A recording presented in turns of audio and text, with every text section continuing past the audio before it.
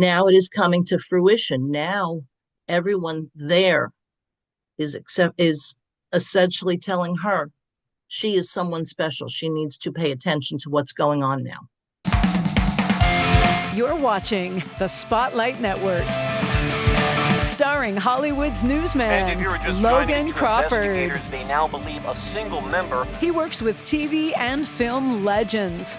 And now, Logan's shining the spotlight on the world's top emerging authors and creators. International were abducted. This is Spotlight with Logan Crawford, streaming on Roku, Apple TV, and Amazon Fire TV.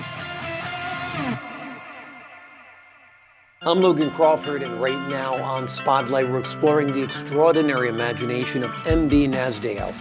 She is the author behind Pharaoh's Lightning and Made from Magic. From ancient Egypt's haunting love stories to modern women discovering mystical destinies, the author masterfully blends romance, fantasy, and mystery. Her novels transport readers through time and magic where love defies centuries and destiny refuses to be denied. We're delighted to have this very talented author join us here today. We thank the team at Writers Brandings for helping us put her in the spotlight today. And we ask viewers like you to support authors like her by subscribing to our channel and by purchasing her amazing books. The links are below this interview. MB, great to see you here today. Thank you so much for joining me. It is wonderful to be here. Thank you, Logan. These books are so imaginative and extraordinary. Talk to us a little bit about the fact that you like to kind of get lost in time and in different time periods. I think a lot of people feel the same way. I was born in the wrong time. Exactly. I should be wearing a fedora, holding a martini, and wearing a trench coat. Oh, absolutely. The 1940s would have been perfect. Yep. Yep. So we want to escape from our everyday lives, the humdrum, the stresses. Everybody needs to get away. That's why most people read for pleasure.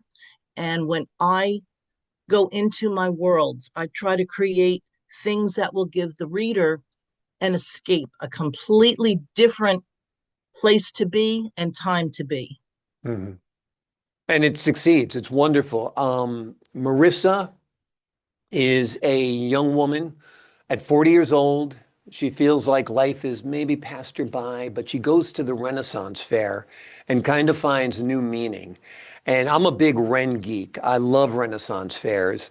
I don't get dressed up as a knight or anything, although I've been tempted. Tell us a little bit about that story, Made from Magic. Well, that is exactly what I do. I do dress up and go to the Ren Fair. I completely immerse myself in that life. And when I started writing to try to get away from everyday life, that was one of the first places that I wanted to go, that I would love to transport myself to. So I dress up as the lady and I walk through the Ren Fair and I pretend that I am a part of everything. I think a lot of people like to do that. There's a lot of people at the Ren Fair that do that. It's a lot of fun and it's just a wonderful escape. And to weave it into something that became someone's destiny was very exciting for me. Yeah. I mean, I think a lot of people really do role play big time when they're at the Renaissance Fair. But for Marissa, it goes a little bit further.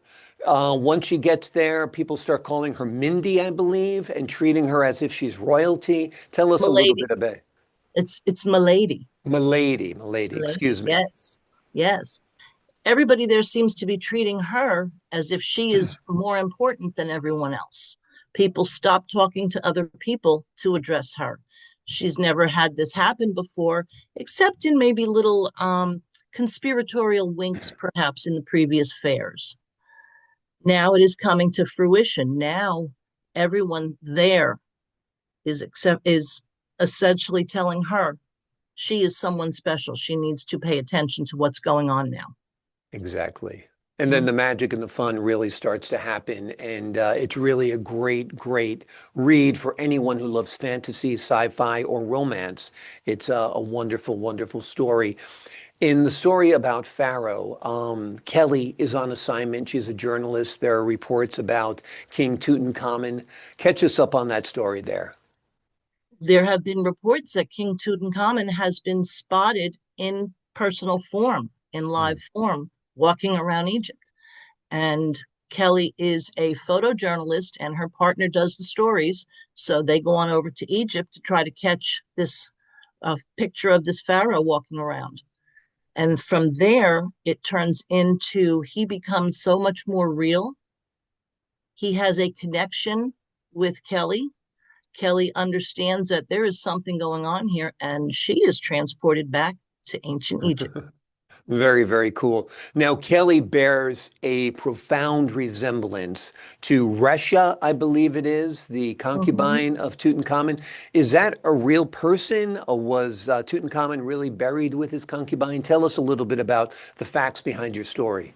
I did some research so that I could get the timelines correct. I got a couple of the names correct. Hmm. There are a lot. There's a lot of poetic license in there, though. Yeah. Risha was not, as far as I could tell in the histories, a live person. She was something that Kelly could fit into. She Yeah. was convenient. Um, I know that the person that um, oh my goodness, I lost my words here. The person that took over after Tutankhamen was killed Hmm. was I, A-Y. That was the correct person. I did a little bit of research there. But there's a lot of poetic license in there. There's a lot of my own interpretations and fantasies. Well, that's what makes it great because you really can't tell what is fact, what is fiction, what is lore, and what is your imagination. And blending all of those things together is what makes these stories so wonderful and immersive, and they feel very, very real. And certainly, stories about King Tut have been very, very successful. I remember a couple of decades ago now, all the series about King Tut and the all the different sci-fi movies. So let me ask you about films. Have you envisioned either of these as a movie, and which would you turn into a movie first? I think they could both be a very good movie. I would want to do, I believe, Made from Magic first. Hmm. That one is, I wrote that second. I'm closer to it, and Hmm. I just love the pageantry and, of course, the Ren Fair, uh, Yeah. see the realm and everything like that. So I would think that Made from Magic, an Avonridge novel, would probably be a very good movie. Yeah, absolutely, absolutely. I think they'd both be great films. They've got great settings. They're both imaginative. They're both immersive. So I think they'd be wonderful, wonderful movies. So Hollywood, if you're listening, here are some movies that are ready to go, some books that are ready to be turned into movies. They'd be wonderful. I think people need that type of entertainment. I think they're looking to get transported. I mean, if you look at the success of Netflix, it's largely been tied to sci-fi and fantasy. That's been the two huge genres for them, which was ignored for a long, long time. Mhm. Yes. Tell me about your influences. Is it mostly movies? Is it other books? Is it other authors? Is it filmmakers? It's probably a little bit of everything. I have been an avid reader most of my life. Hmm. I've slowed down recently, I'm ashamed to say, but um, I have read a lot of things. I like different genres in what I read, and I like action adventure movies. I don't always, I'm really not into chick flicks. I mean, I do love a good love story, but Hmm. the movies that I kind of gravitate towards are the action adventure. So I do like the fun, the physicality of all of those things. So I kind of try to incorporate the things that I have seen, possibly read and heard as much as I can. What was your favorite scene to write in Made from Magic? Battle scene, Tell us about the battle scene. battle scene. Um, that was created out of, I guess, old Hmm. movies. Marissa has been challenged for her throne, Hmm. and the very day she took the crown, and she's going to rise to the challenge. Yeah. She amasses her army. She meets the enemy on the battlefield, and she has been able to pick her battlefield well. So she knows the area. She is able to not only overpower this king, but she actually meets him in hand-to-hand combat Hmm. and very loudly and defensively declares that she is queen. Hmm. Wonderful, wonderful. And Pharaoh's Lightning, what was your favorite scene to write there? Believe it or not, the dying scene Hmm. where Tutankhamen dies. Hmm. I tried to bring up as much emotion as I could in that to have the reader feel what I was feeling, and I was crying as I wrote that scene. I'm sure. I'm sure. Well, that means it's working. You know, if you're so moved while you're writing a scene that you're brought to tears, I think that's just a sign that you're succeeding at your job as a writer. What do you hope readers take away from your books after they're done reading them?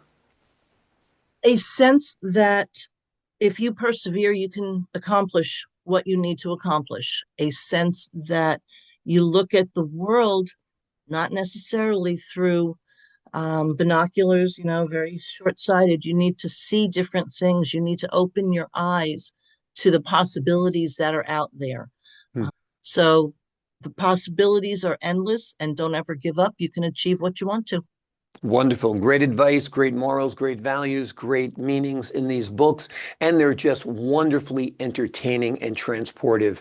They will take you away from your problems. They will launch you into a different realm, a different era, a different time.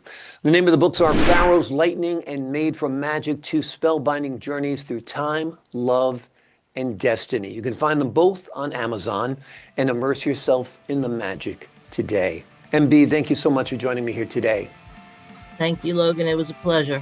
True pleasure speaking with you as well. To the folks at home, I'm Logan Crawford, thanking you for your time this time. Until next time.